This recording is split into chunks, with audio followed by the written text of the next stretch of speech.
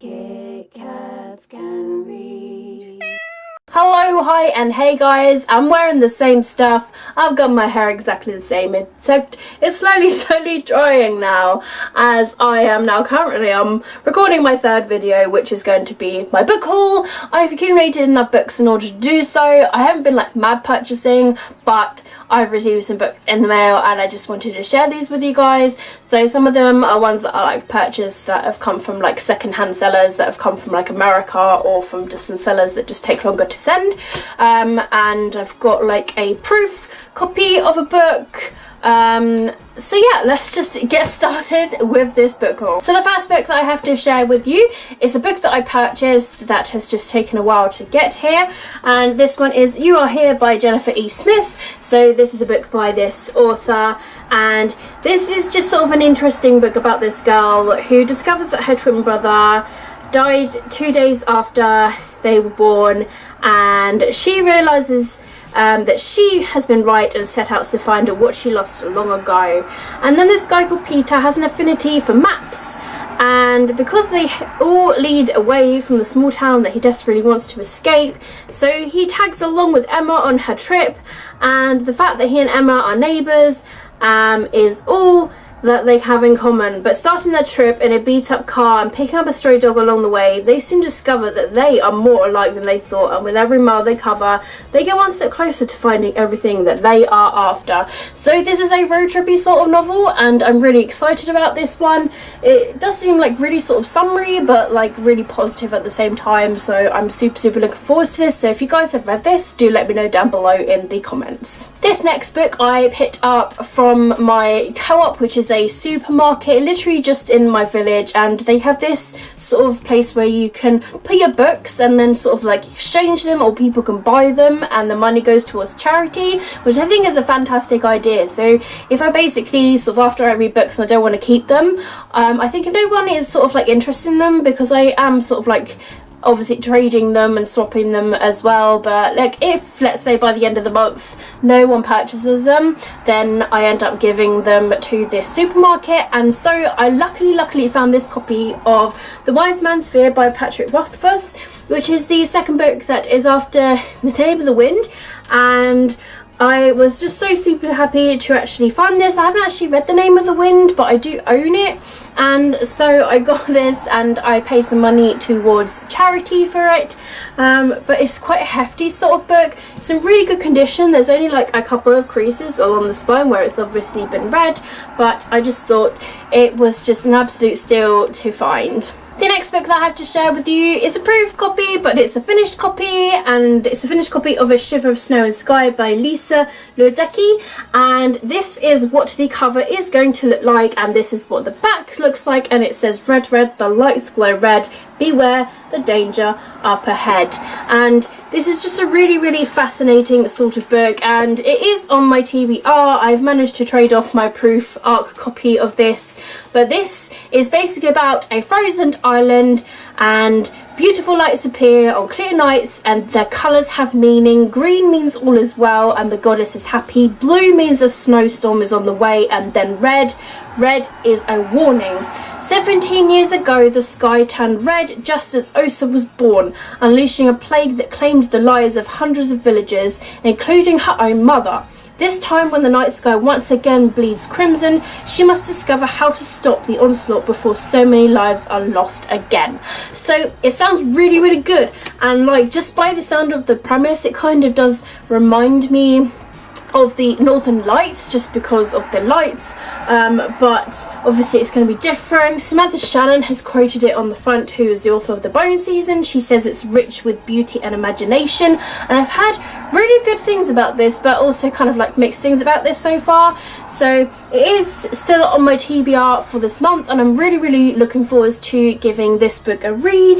And this book is actually released on the 5th of October, so the very beginning of October, so I definitely have this read and reviewed for you guys before then, so I can share my thoughts with you guys. This next book that I purchased from WH Smith. It was part of a buy one get one half price deal, so I picked up Not Working by Lisa Owens. And the reason I picked this book up First of all, because it's blue, and second of all, because I saw all the quotes in the front saying how it is very funny, hugely enjoyable, addictive, superbly written, and laugh out loud funny. And I love really, really funny sort of books. I love funny chick lit. I just love really funny books. And I just thought this book just sounded really good when reading the premise of it. It's about Claire, who has sleepless nights. She shouldn't have walked out of her job with no idea what to do next. She should think before she speaks, and maybe her mother will start returning her calls. Maybe she should be spending more time going to art galleries and reading up on current affairs, and less time in her pyjamas and entering competitions on the internet. But then again, maybe the perfect solution to life's problems only arises when you stop looking for it.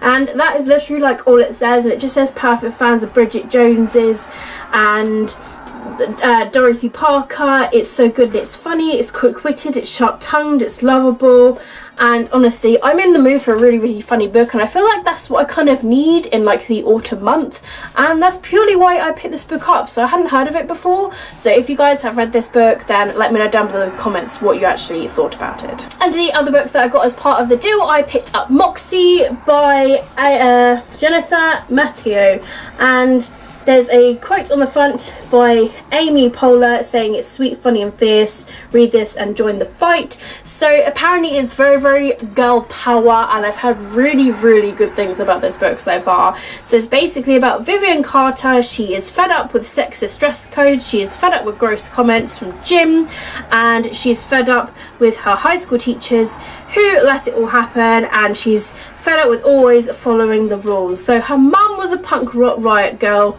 inspiring Viv to create Moxie, a feminist zine that she distributes anonymously to her classmates. She's just blowing off steam, but other girls respond and begin to spread the Moxie message. Moxie girls fight back, and before she knows it, she has started a girl revolution. And I feel like this is going to be a really, really fun sort of book, and just how girls should really actually be picking each other up and not like bitching about each other, and that is purely why I'm honestly looking forward to this book. Plus it's pink and it's punky, and I am excited. And then I got The Loneliest Girl in the Universe by Lauren James. This is her latest book. It released this month, I believe, and I've heard really, really good things about this book so far. I'm really super excited, plus the cover is absolutely gorgeous. So this is about Romy, who is a surviving crew member of a spaceship bound for a new planet.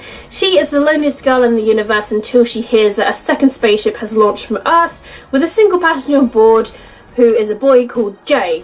The only communication is through email and messages, which take months to transmit, and yet she finds herself falling in love somehow. But what does she really know about this boy, and what do the strange new messages from Earth mean?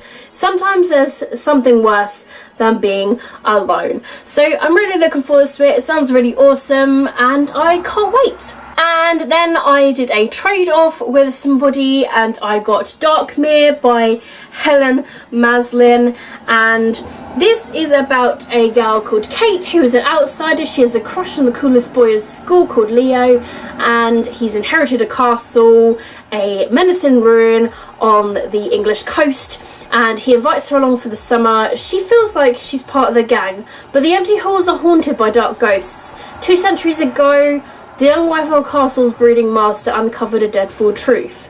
As past and present entwine, Kate and Eleanor find themselves fighting for their lives and the ones that they love. And Eleanor is the young wife of the master. So I'm really excited about this. And there's actually like a little postcard which holds the final cover of this, because this is an ARC copy.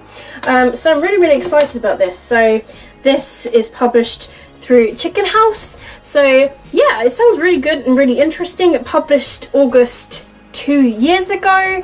So yeah, I have been looking at this book and I'm glad that I finally have it now. And the last book that I got is also another ARC copy, and this is The Conspiracy of Us by Maggie Hall. I've heard really good things about this book so far. So this is about a girl called Avery, and her family can shut down Prada when they want to shop in peace and can just as easily start a war. They're part of a secret society known as the Circle of 12. They believe that Avery is a key to an ancient prophecy, and some want to use her as a pawn and some want her dead. To unravel the mystery threatening her life, she must follow a trail of clues from the monuments of Paris to the back alleys of Istanbul with two boys who work for the Circle, who are beautiful, volatile and mysterious. But both boys are hiding secrets of their own, and when the clues expose stunning new information, she realises the conspiracy could destroy her life, and if it doesn't destroy the world first. So it's part Da Vinci Code conspiracy thriller and part Gallagher Girls caper. Maggie Hall's debut is laced with adrenaline, glamour and a delicious dash of romance. So I'm super excited to read this, but like I say, I've heard really good things about this book, so if you guys have read this as well, do let me know down below in the comments. There you have it guys, that is the end of this book haul. Let me know if you've read any of these books down below in the comments, but thank you very much for watching my video as always. Keep smiling, keep reading and be happy, and I'll see all of you wonderful awesome people in my next video. Bye!